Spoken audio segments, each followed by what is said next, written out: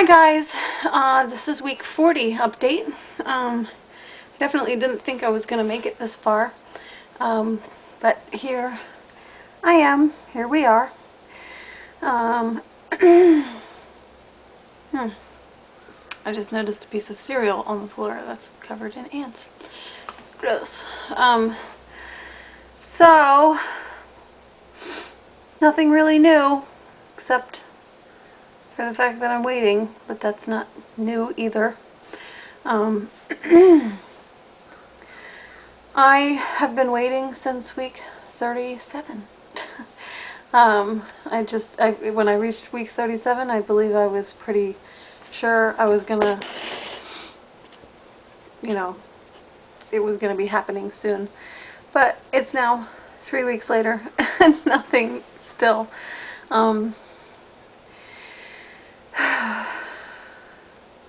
I guess like at week 33 when I had the preterm labor scare or whatever, it wasn't even, nothing would have happened. Whether I got if I didn't get that shot that I did. I forget what it's called.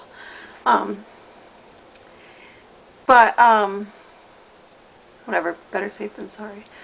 But I guess because that happened or whatever, and because the contractions were so regular at week 33 after having sex, I guess Bobby and I kind of had this idea that,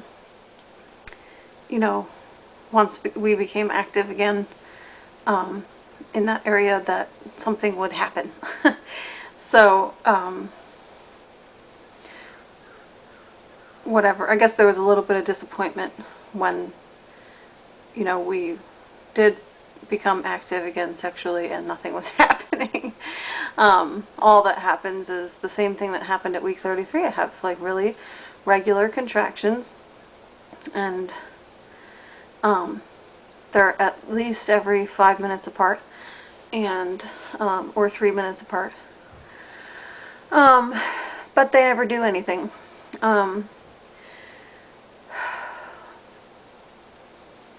I guess the only thing now is that the contractions of, after sex or whatever, they're really crampy, I haven't lost my mucus plug. There hasn't been any kind of bloody show. Everything's just normal. In fact, like, discharge has completely stopped. So what I'm hoping will happen is that I'll lose the mucus plug, and then I will go, okay, now it's actually going to happen. Because that's what happened with my first pregnancy. I lost it, and then I lost it that morning, and then that evening I had Ella, or the next morning at like, well, it was like 1 o'clock in the morning or something. So it's kind of like, every time I go to the bathroom, I'm like waiting to find something, and there's nothing. I really don't, I know a lot of people are like, they feel like the baby's coming or whatever. I have days like that, but altogether, I have days where I feel like I'm going to have the baby, but most days it just feels like I could go for another 2 weeks. I don't want to, but people ask me that, when do you feel like it's going to happen? And I'm like, well, I don't feel anything. And I think the way that it's going to happen is that it's just going to be a complete surprise, like not feel anything the entire day, and then all of a sudden, like, just go into labor. I don't know. I'm getting used to people asking me, did you have the baby, and all this kind of stuff. I just think that it is funny. Every time people ask me, when are you due? When are you due? I'm like, June 15th, June 15th. But today people were asking me, and thought about it, and I was like, tomorrow. I'm due tomorrow. And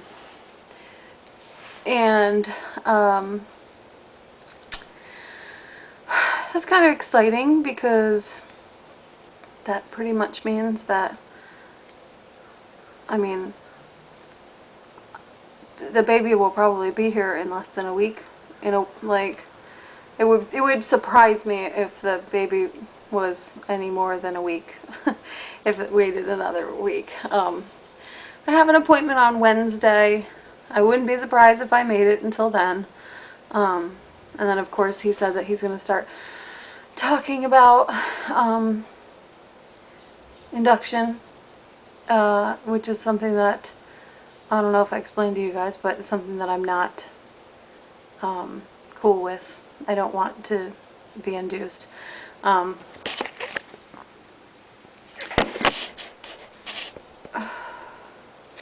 There's all sorts of reasons. I mean, if you look up risks of induction, that's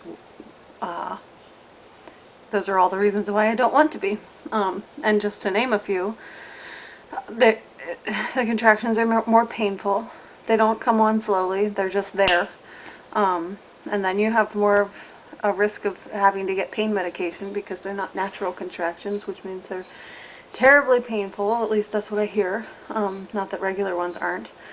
But I can't imagine them being any stronger than they were when I went into labor with Ella.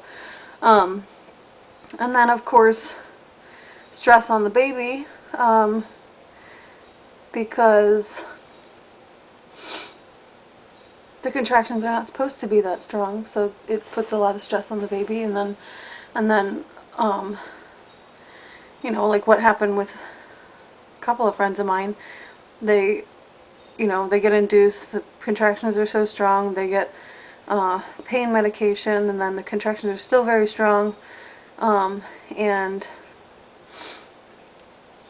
there's stress on the baby, so then all of a sudden they have to do this emergency C-section. You know, it's just all these interventions I just don't want to happen.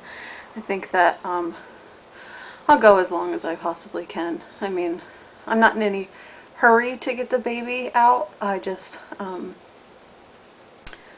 it to come out when it's ready to come out.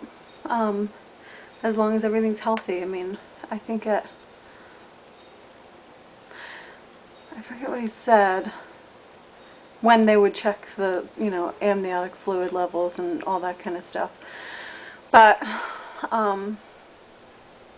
yeah, I'd rather go to 42 weeks, with regular levels and everything, healthy fluid levels and stuff like that, than be induced.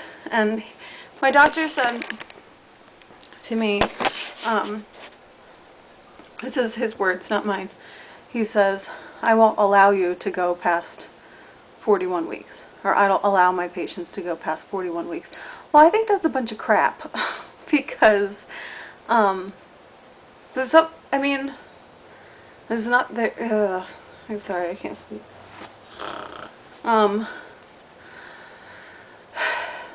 Having a baby and childbirth is completely natural. Why would you intervene?